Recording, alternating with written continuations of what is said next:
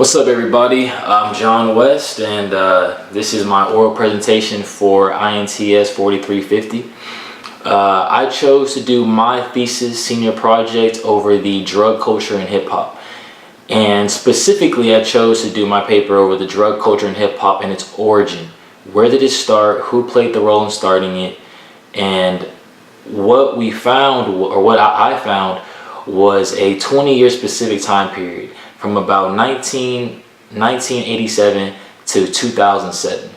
And my paper, when we're talking about the origin, I pinpointed all the way back to Houston, Texas, a city that I chose to talk about two people in my paper specifically who helped push the drug culture and make it is what it is today. Those two people are DJ Screw and Pimp C. I'm sure if you're a hip hop listener, you've heard of those people. This paper has an interdisciplinary nature about it simply because this is a complex problem.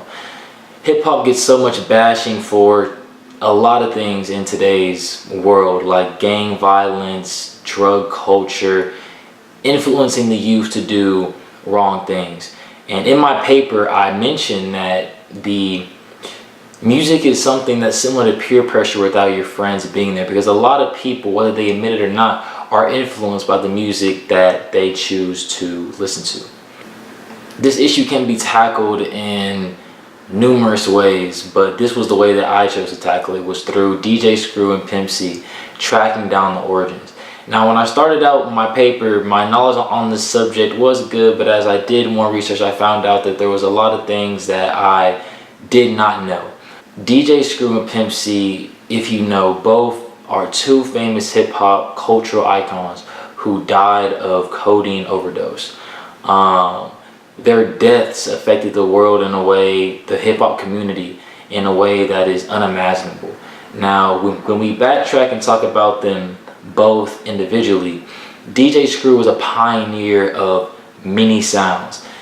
If y'all have avid hearing for music today, you understand that when you hear music that has a slow down effect, it might sound slower with a deep voice or a deep voice effect. All that is origin from DJ Screw, and that came from screwed up music, or quote unquote screwed up music, taking lean and weed, marijuana, whatever, and intaking those both in a studio session, which is what inspired the slow down feel of the music, because when you combine those two, you feel a very slow down, drunk, sleepy, stuck type of feeling.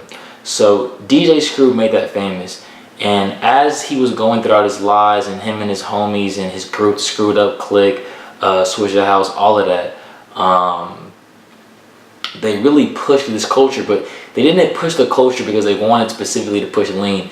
They were just rapping about their lives, but it was such a new thing that the world didn't hear about it, so it caught wave. And so naturally the world, or the hip-hop listeners or people who knew about it, associated lean and marijuana, but mainly lean, with people like DJ Screw.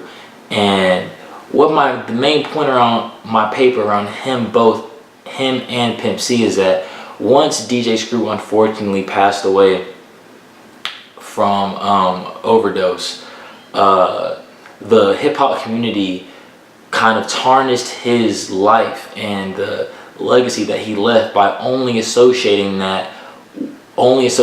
lean with him. So once he dies, we have people in the hip-hop world today, like, just a few names to name a few, people like 21 Savage and Future, whatever, who glorify the use of lean, promethazine, Percocets, all of that kind of stuff. And they talk about DJ Screw as in that was all that he did. Now, the reason why I added Pimp C also in this, because DJ Screw was a producer and DJ. He didn't really have an actual voice for it when it comes to a voice on a record. Pimp C used to be called the hero of the South, king of the South.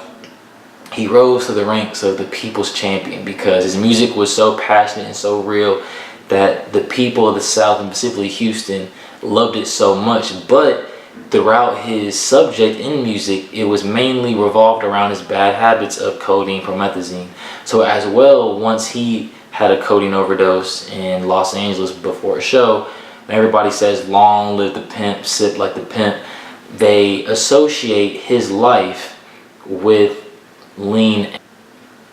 Now, another huge point in my paper was just to really talk about how infamous this stuff is, and that'll truly live on forever. In 2011, Rolling Stone made the up-to-date, the 500 greatest songs of all time. And number 467 is Big Pimpin' by Jay-Z featuring UGK. And the reason why this is so pivotal is because on that verse, Pimp C talks only about sipping lean. But the fact of the matter is that a small town Houston culture that started out people just in your vast sprawls and communities sipping lean went from all the way from there, the lower levels, to your local artists, to world famous artists, now to infamous artists.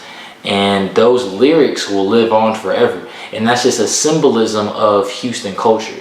And my findings and my studies have what was able to help me bring all of that down and pinpoint that to the origin on where it came from. And all of this is disciplinary. You know, the music I was doing, or the discipline I used, was music.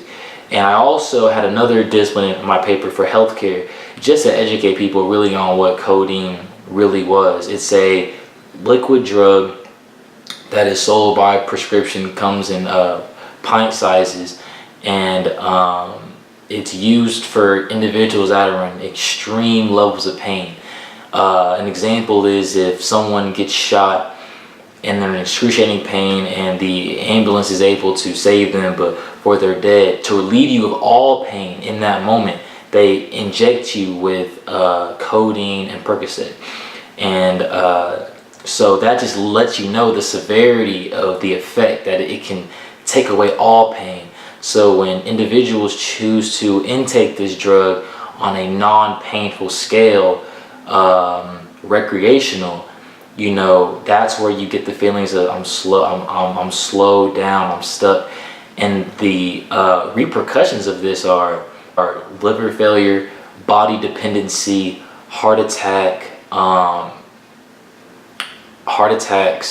It's just not a good drug.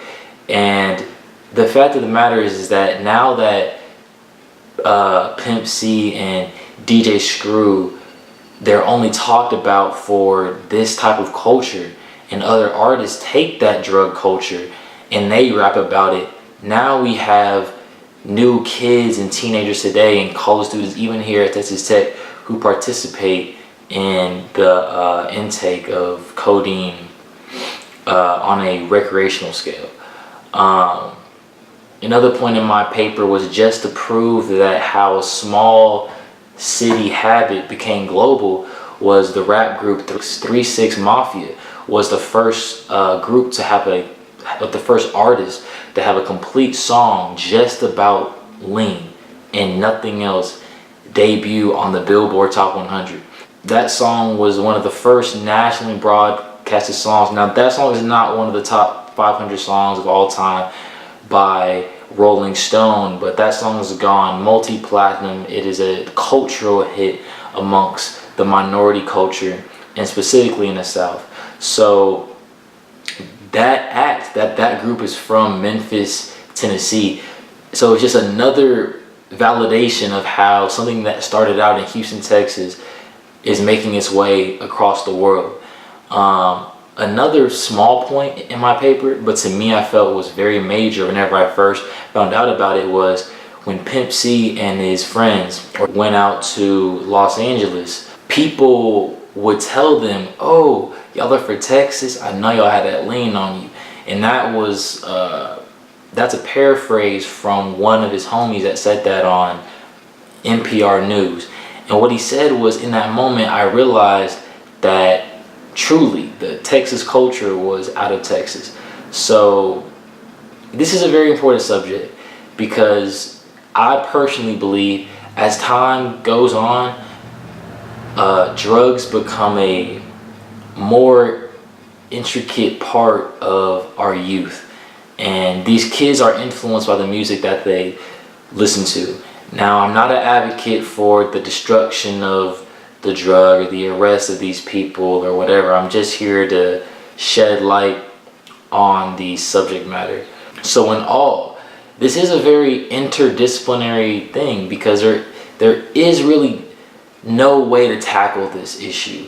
You have other disciplines that could be used, like, you know, the discipline of law, because some people believe in the censorship of music and you shouldn't be able to say certain things, but then that goes against our right of freedom of speech.